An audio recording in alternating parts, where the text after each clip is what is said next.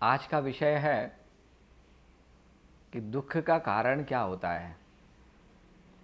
प्राय सभी लोग पूछा करते हैं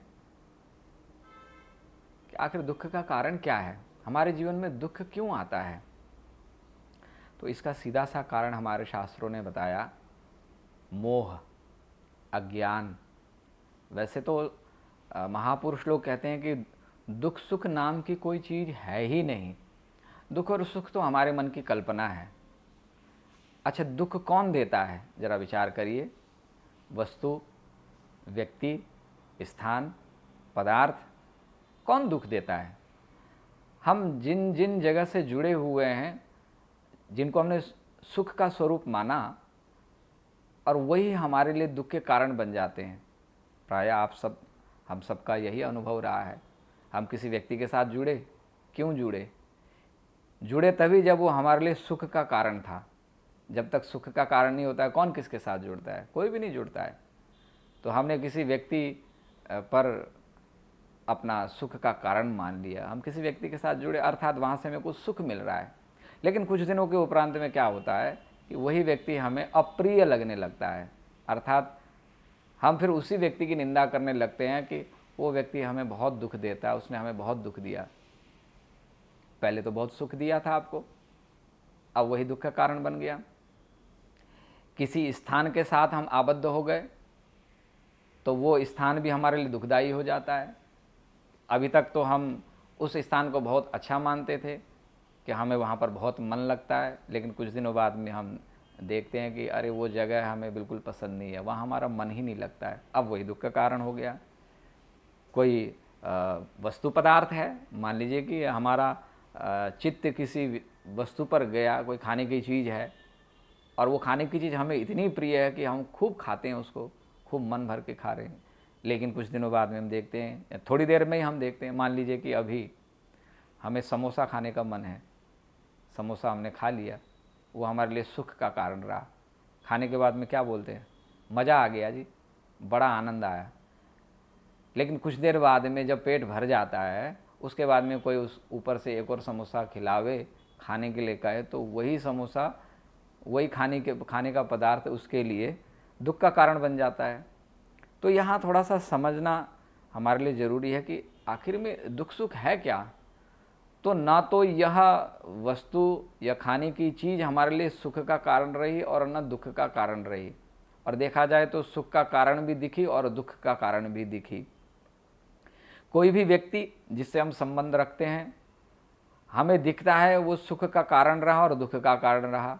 वस्तुतः यदि आत्मज्ञान में स्थित होकर के देखें तो न व्यक्ति सुख का कारण है, न वो दुख का कारण है, न वस्तु, न स्थान, न पदार्थ, कोई भी यहाँ सुख और दुख का कारण नहीं है। सुख और दुख का कारण केवल और केवल अपना अज्ञान ही है।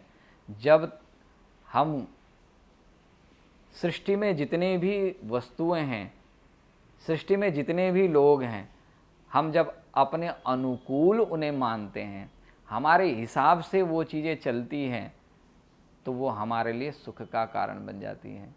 जब वो हमारे विपरीत चलने लगती हैं तो वो दुख का कारण बन जाती है। एक व्यक्ति अब तक हमारे लिए ठीक था क्योंकि हमारे हिसाब से चल रहा था, हम जैसा कह रहे हैं वैसा मान रहा था, समझ रहा था, हमारे हिसाब से वो काम कर रहा था। लेकिन कुछ दिनों के बाद में हम देखते हैं कि उसके स्वभाव में, उसके काम करने के तरीके में बदलाव आ गया, वही व्यक्ति हमारे लिए शत्रु बन जाता है।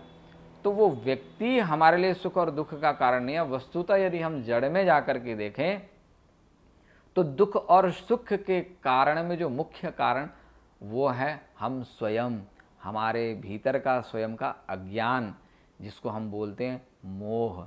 जब किसी भी विषय वस्तु पदार्थ पर मोह होता है तो वो दुख का कारण होता है। सामान्य रूप से इस व्यवहारिक जगत में ये मान करके हमको चलना चाहिए कि जहाँ भी हमारा मोह रहेगा वो दुख देगा ही देगा।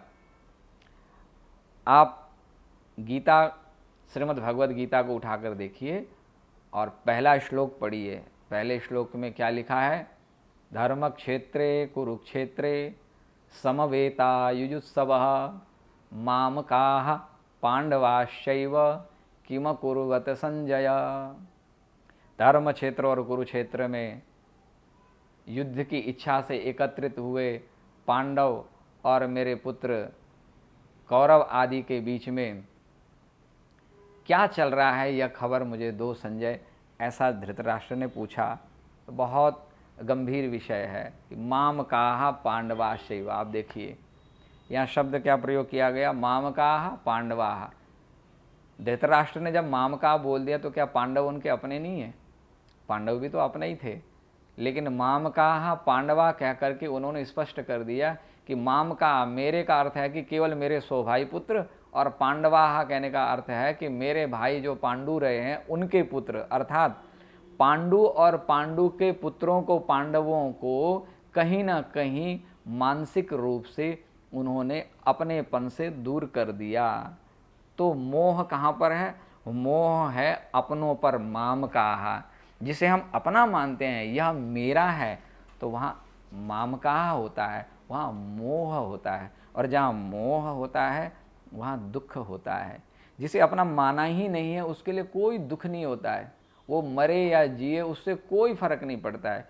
लेकिन जो अपनी वस्तु मानी जाती है उस पर बहुत दुख होता है। उसको खोने का डर होता है, टूटने का डर होता है, फूटने का डर होता है। कोई कुछ कह दे तो बुरा लगता है, अपने को ही कुछ कह दे तो भी बुरा लगता है। अर्थात उसमें हमारी आसक्ति रहती है, उसमें अपनापन बहुत ज़्यादा रहता है। और जहाँ ये मोह की स्थिति आती है तो ये मोह क्या करती है? ये मोह होता तो मोह की उत्पत्ति अज्ञान से ही होती है, और यूँ कहे कि मोह अज्ञान को ही जन्म देती है। अज्ञान का अर्थ क्या है? कि ज्ञान का ना होना, विवेक का ना होना, सही गलत का निर्णय लेने में असमर्थता का भाव होना। तो मोह जिस विषय वस्तु व्यक्ति स्थान पदार्थ में होता है तो व्यक्ति फिर सही और गलत निर्णय लेने में असमर्थ हो जाता है, और ऐसी स्थिति में वो स्वयं ही दुख के कारणों की सृजना करने लगता है। तो जीवन में जितने भी दुख आते हैं ना, हम बोलते हैं कि दुख आए सुख आए चले गए, ना दुख सुख आए और ना गए। कभी आज तक किसी ने दुख का रूप दिखाया, सुख का रूप दिखाया? आप दिखा सकते हैं कि दुख का ये रूप है? जैसे गेंदे का फूल बोलते हैं तो गेंदे का फूल कैसा होता है ये तो बता सकते हैं, गुलाब का फूल कैसा होता है ये तो हम बता सकते हैं, लेकिन दुख कैसा होता है, सुख कैसा होता है, आज तक इस सृष्टि में कोई भी नहीं बता पाए और ना कोई दिखा सकता है। उसको केवल हम महसूस कर रहे होते हैं, उसको केवल हम अनुभव कर रहे होते हैं अपने मानसिक रूप पर, मानसिक तौर पर हम उसको अनुभव करते हैं। हमने मानसिक रूप से उसको एक संज्ञा दे दी, ये सुख है ये दुख है, मेरे अनुकूल है तो दुख है सुख है, और मेरे प्रतिकूल है तो यह दुख है। ये कब होता है? जब मोह की सृजना होती है। तो अगर सुखी रहना है तो इस दुख के कारण को मिटाना पड़ेगा। तो दुख का कारण है मोह, आसक्ति।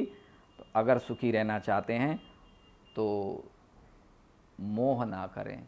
जहाँ जहाँ भी हमारा मोह है तो उस मोह पर नियंत्रण होना चाहिए, तो हम सदैव ही सुखी रहेंगे। तो दुख का कारण मूल रूप से मोह है, अज्ञान है। श्री राधे।